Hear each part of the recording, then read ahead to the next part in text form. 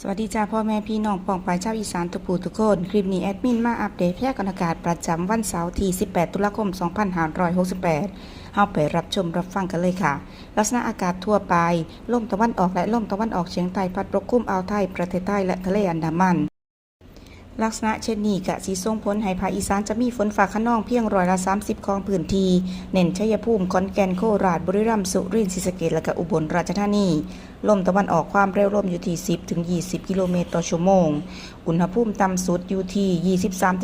23-24 องศาเซลเซียสอุณหภูมิสูงสุดอยู่ที่33-35 องศาเซลเซียสเรดาร์ฝนล่าสุดตรวจพบกลุ่มฝนธรรมดากำลังอ่อนถึงปานกลางปกคลุมพื้นที่อำเภอโกสุมพิสัยจังหวัดสกลนครดงหลวงค่ำชะอีจังหวัดมุกดาหารด่านขุนทดสีคิวจังหวัดนครราชสีมาเฮามาอัปเดตในส่วนของพายุล่าสุดกันเลยพี่น้องสำหรับพายุล่าสุดในส่วนของพายุดิเปชันบริเวณด้านตะวันออกของประเทศฟิลิปปินส์ได้ทวีกำลังแรงขึ้นเป็นพายุโซนร้อน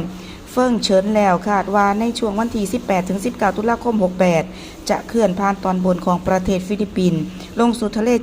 ลจีนใต้ตอนบนหลังจากนั้นในช่วงวันที่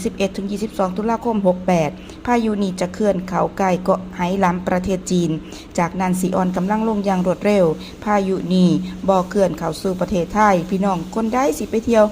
ทางประเทศจีนก็เช็คสภาพอากาศก่อนการเดินทางจ้าคลิปนี้แอดมินลาไปแล้วสวัสดีค่ะ